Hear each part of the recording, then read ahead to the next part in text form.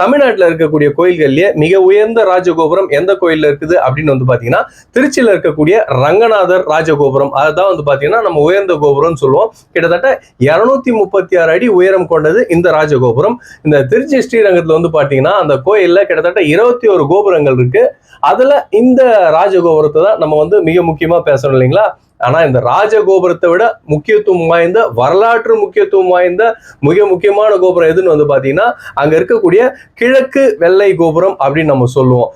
இந்த 236 அடி உயரம் கொண்ட கோபுரத்தை தான் நம்ம ராஜகோபுரமா இப்ப சொல்றோம். ஆனா இந்த ராஜகோபுரம் வர்றதுக்கு முன்னால முதல்ல எதை நம்ம ராஜகோபுரமா சொன்னோம்னா கிழக்கு வெள்ளை கோபுரத்தை தான் ராஜகோபுரமா சொல்லிட்டு இருந்தோம். இந்த கிழக்கு வெள்ளை கோபுரம் முதல்ல திருச்சி ஸ்ரீரங்கம் ரங்கநாதர் கோயில்ல ராஜகோபுரமா விளங்கியது மட்டும் இல்லாம ஒரு மிகப்பெரிய வரலாற்று சிறப்பு மிக்க சம்பவத்தை நிகழ்த்துச்சு அப்படின்னு நம்ம சொல்லாங்க.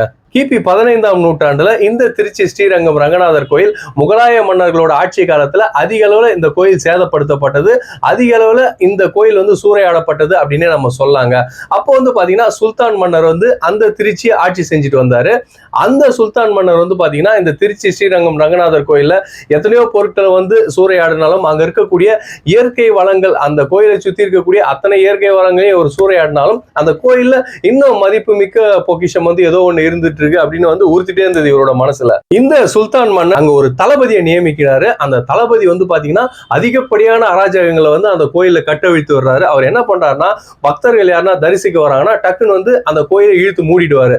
யாருமே வந்து அனுமதிக்க மாட்டாரு. எல்லாரையும் வெளியே அனுப்பிச்சிடுவாரு. அனுப்பிச்சிட்டு அந்த கோயில் எதுனா பொக்கிஷம் இருக்கா அப்படின்னு வெறித்தனமா தேடிட்டே இருப்பாரு. சோ இதனால பக்தர்களும் வந்து உள்ள ரங்கநாதரை தரிசிக்க முடியாம போயிடும். அங்க இருக்கக்கூடிய அந்த ஐயர்களை கூட வந்து பாத்தீங்கன்னா யாரும் அனுமதிக்கவே மாட்டாங்க. இதனால வந்து பாத்தீங்கன்னா அந்த பக்தர்களும் அங்க இருக்கக்கூடிய மக்களும் வந்து ரொம்பவே கொதிச்செழுந்து போனாங்கன்னே சொல்லாங்க. அந்த நேரத்துல இந்த விஷயத்தை கண்டு கொதிச்செழுந்தவங்கள மிக முக்கியமான நபர் யாருன்னு வந்து பாத்தீங்கன்னா வெள்ளையம்மாள் அப்படின்ற ஒரு பெண். இந்த வெள்ளையம்மாள்ன்ற பெண் வேற யாரும் இல்லைங்க, அந்த கோயில்ல நடனமாடி அங்க இருக்கக்கூடிய இறைப்பணிகளை செய்து வந்த ஒரு சாதாரண பெண்மணி தாங்க. இவங்களுக்கு வந்து பாத்தீங்கன்னா நம்ம ரங்கநாதர் கோயில இப்படியெல்லாம் சூறையாடுறாங்களே, இவங்க இப்படியெல்லாம் சேதப்படுத்துறாங்களே, பக்தர்களை பார்க்க அனுமதி தராம மறுக்கிறாங்களே அப்படின்னு கோவப்பட்டு என்ன பண்றாங்கன்னா அந்த தளபதிக்கு ஒரு முடிவு கட்டணும்னு முடிவு பண்ணி என்ன பண்றாங்கன்னா அந்த தளபதி கிட்ட போயிட்டு ரொம்ப நெருக்கமா பழக ஆரம்பிக்கிறாங்க. அவங்க கூட வந்து பாத்தீங்கன்னா இவர் எந்த அளவுக்கு நம்பணுமோ அந்த அளவுக்கு நம்ப வச்சிடறாங்க இந்த வெள்ளையம்மாள். இந்த வெள்ளையம்மாள் ஒரு நாள் அந்த தளபதி கிட்ட என்ன சொல்றாங்கன்னா இந்த ரங்கநாதர் கோயில்ல நீங்க பொக்கிஷத்தை எங்கெங்கயோ தேடுறீங்க, ஆனா மிகப்பெரிய ஒரு பொக்கிஷம் இந்த ரங்கநாதர் கோயில்ல எங்க இருக்குன்னு எனக்கு தெரியும் அப்படின்னு வந்து ஒரு விஷயத்த சொல்றாங்க தளபதி கிட்ட.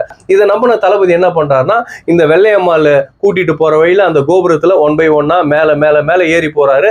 மேல ஏறி போன உடனே என்ன ஆகுதுன்னா அந்த கோபுரத்தோட உச்சிக்கு அந்த தளபதியை கூட்டிட்டு போயிடுறாரு. உடனே அந்த வெள்ளையம்மா அங்கிருந்து அந்த தளபதியை தள்ளி விட்டுறாங்க.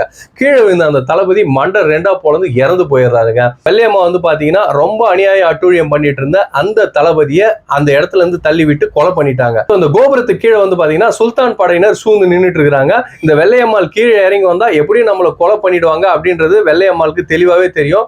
நாம சாகணும்னு முடிவாகி போச்சு, இவனுங்க கையால எதுக்கு நம்ம சாகணும், நம்ம வந்து வீரமா தற்கொலை பண்ணிட்டு செத்து போவோன்ட்டு அதே அந்த வெள்ளை கோபுரத்தோட உச்சியில இருந்து கீழே விழுந்து தற்கொலை பண்ணிட்டு இறந்துட்டாங்க. சோ இந்த தியாக வரலாறு குறிக்கும் வகையில தான் வந்து பாத்தீங்கன்னா அந்த வெள்ளையம்மாள் அப்படின்ற அவங்களோட பேரை நினைவு சின்னமா அந்த கோபுரத்துக்கு மட்டும் வந்து பாத்தீங்கன்னா வெள்ளை கலர்ல பெயிண்ட் அடிச்சிருப்பாங்க. வெள்ளை கலர்ல அந்த காலத்துல இருந்தே வர்ணங்கள் தீட்டி வச்சிருப்பாங்க.